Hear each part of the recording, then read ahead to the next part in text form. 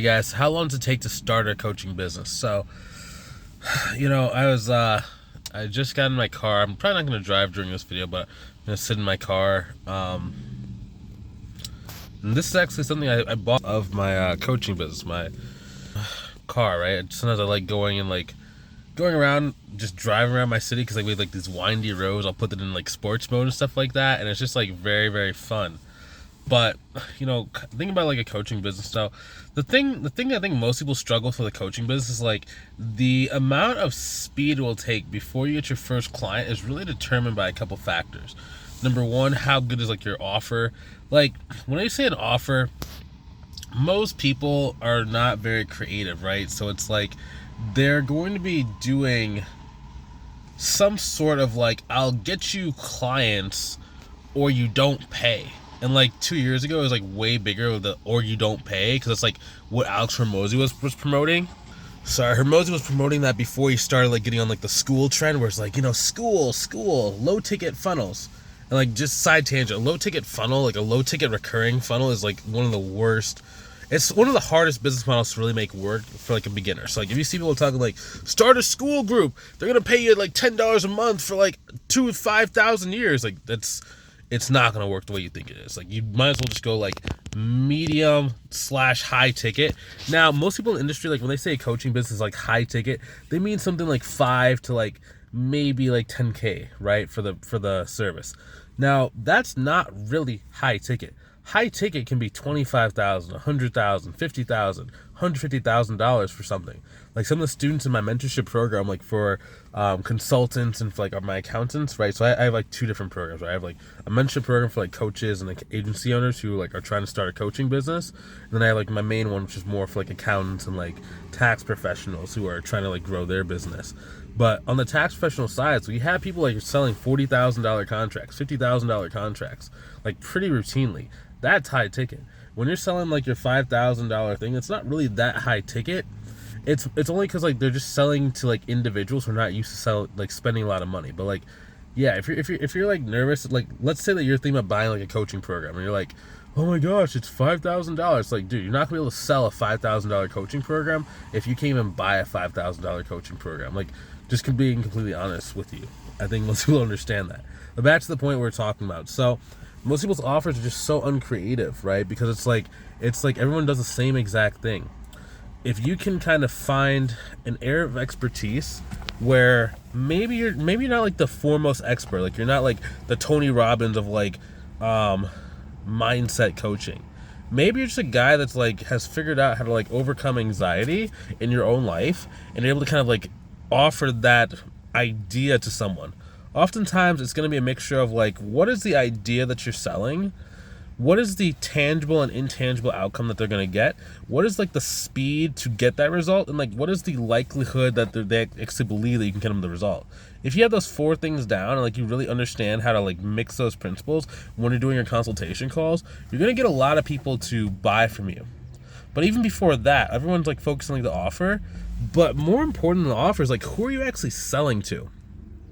So I chose a pretty bad niche when I was starting out my coaching business. My niche is accountants and bookkeepers. Very small. A lot of these people are not really used to spending money on coaching. A lot of them are very, very like fear-based mindful, because like for accounting, like we're trying to catch mistakes. So they're always looking for like, what's the catch or what's the mistake, right? Also, number 3, they're very distrusting. Right? So it's like a small niche that's very distrusting, that is looking for errors and looking to like see where someone's wrong. It's a terrible niche. However, for me, I've owned an accounting firm in my life, right? So I had a little bit of altitude over people that were joining my coaching program, right? Because it's like they looked up to me and they were always asking me questions like, how are you doing this? Like, what did you do to kind of get this client? What did you do to kind of build your website? What did you do to, price out your services? So I just started building my coaching program around like, what were the main questions I was getting asked over and over and over again, right? And that's why my coaching business, when I started talking to accountants only, I started making more money very, very quickly. Like the first month I started talking to accountants, because I had already known what they wanted, because I had actually like lived this lifestyle, I was able to just like make, the first month I did, it was probably about 7K. I was going to say 10K, but that's not true. The second month I did was about 10K. Now, the problem there is like that was not the first niche that I went after. I tried to go after like life coaches at first. I tried to go after like therapists at first, and then after like a year and a half of trying to go after those people, I switched to accountants because I just started looking at people who were already asking me for advice, right? So the point of that is like who you service and who you sell to is going to determine how easy it is to make money. Like for me, like back when I was starting out, I didn't really have the skills and I didn't really understand like life coaches, like how do they speak, how do they see the world, and like I was very, very focused on like making money. But a lot of people like in certain industries are not necessarily about making money, right? They're more about connections, impact, etc., etc. So you have to find a market where they either look up to you or you speak the language. Do not just do something because you see a lot of people are making money. So like don't be like, I want to like coach coaches on like XYZ thing because I see like 50,000 other people doing it. Number one, it's a very saturated market. Like what I'm doing in this video right now, it's very saturated, right? It's like there's a lot of people offering like coaches services. But the difference between like what I offer and what most people offer is most people are trying to like launch this like large group coaching thing to scale to the moon. Versus me, I do more like one-on-one and like small group support for coaches and consultants because I don't necessarily need this to like be like a 6-figure per month kind of business. I just need really what I want from you guys is like if you're watching the video, I really only want like 5 people per month to like go and like work with me inside of that coaching program. Like I don't really want to be that big because it's just something that's going to like auxiliate my income and like basically just like it just goes straight to like my savings, my vacation account. But that's the reason why I make the video. It's not like I'm not trying to like get like 1 million people and like you have to buy from me or I hate you. It's like you can watch these videos for free and like if you don't buy from me, it's not that big of a deal. Like it really doesn't matter at this point. To be honest, like these videos are kind of fun to film because I can just talk about like what I've done in my life, kind of bragging. But kind of back to what we're saying. Yeah, it's all about who are you going after. Like don't just go after like an industry because you see someone else making money in it. I've done that. I did it in the beginning, right? That's why I even saw like life coaches. I saw everyone's like coaching coaches. I was like, oh, I should coach some coaches too. And like that was so bad. Right? Because like whatever you coach in, like you either have to have a skill advantage that they're looking up at, or you have to have like a lifestyle that they really want and they value. If you don't have that, then you're not gonna make it work. And like remember, every industry is gonna want a slightly different like lifestyle. Like salespeople, like they don't necessarily want to have like a laid back lifestyle where it's like they do nothing all day. Like for me, like yes, I have like a lot of time freedom right now because of the way I've structured both my businesses. But like on days when I have nothing to do, I am so like I feel so lazy that I can't really enjoy it, It's like, oh my gosh, you gotta do something. What do you mean? Like nothing, what? And it's just like, if I don't have a sales call on the calendar, if I don't have a coaching call on the calendar, I'm just like, oh my gosh, I'm like in a funk, right? I have like no energy. That's something I had to like learn how to like really, really operate with. Cause like, it's funny cause like I used to think that the more that I would be working, the more that like I would, the more money I would make. But then that just simply was not the case because what I learned how to do was like I learned how to lead with marketing and like videos and stuff like that. So what happened was I could work less. The people that came to my sales calls wanted to buy from me more. And I don't really have to do any objection handling or anything. So it's like it cuts down the call time to like 25 minutes per, and then they want to pay you in full. You know what I mean? So it's like learning how to like shift your business is gonna be really important. And that's also gonna kind of move to the next spot when it comes like how long does it take to like really grow your business, right? If you're trying to get, let's say your goal is like 10K per month, it's just about like who are you serving and what is like the offer you're putting in front of them.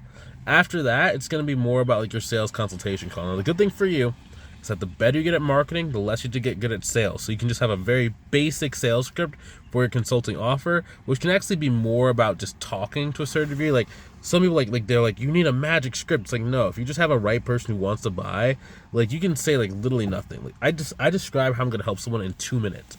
2 minutes max, right? And they're going to pay you $5,000 to $7,000.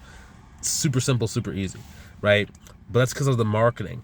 So in order to like really start getting from like, $5,000 a month or $10,000 a month to like more like 20 to 25 or even 20 to 30K per month, it's really going to be about your ability to have your organic content be like seen and hit the right people. Now, when I was starting, I joined this program, it was like $7,000 and like, they were like, with your organic posting, you should be able to go and make like money. Like don't even spend money on ads until you're at least at 20K per month in your business. And I was like, oh, that's not going to make sense. I can't do that with my business. I can't get that many organic views. Like, there's no way I'm going to make 20K per month without doing ads.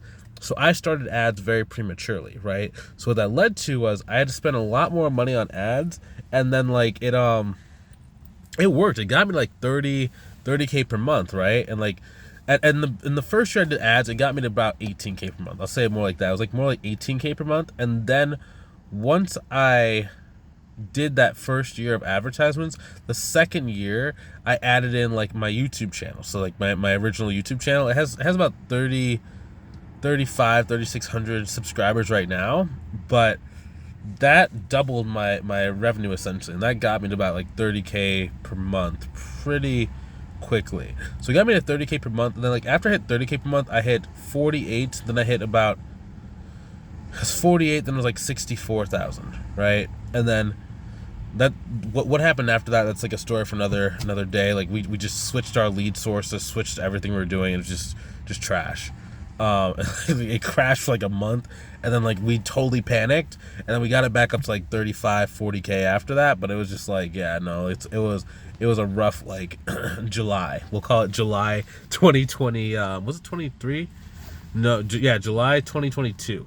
It was a rough July 2022 to go from 64,000 the month before to like 15,000, and like we got lucky for that with the. It would have been like maybe a 10K month, but we got lucky. We got like one more pay in full.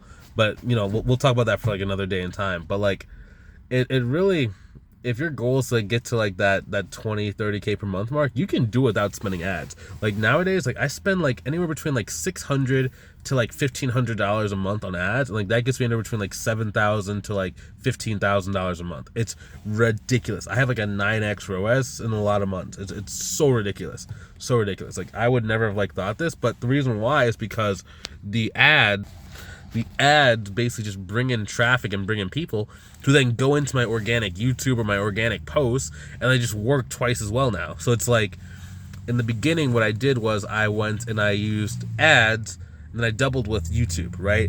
And then what I did was I stopped doing the Facebook group ads, and I started going YouTube, right? And that basically got me to anywhere between like 20 to 30K per month, and then I added an additional like 10K per month with my school group, right? Which is basically ads, but it's just I'm just better at using the ads now than what I used to be, and my organic is just so much stronger now. So that's really going to determine like how fast do you actually succeed. It's how fast can you find who you're serving, how fast can you put an offer in front of them, how fast can you master your initial sales consultation calls, and then from there, like how quickly can you start getting that organic traffic. When you have that, you're going to be good. Like you don't have to worry about anything really, and then you basically have like a license to print money at that point. The only other thing you need to do is like get like your payment processor. You can use like Stripe or QuickBooks.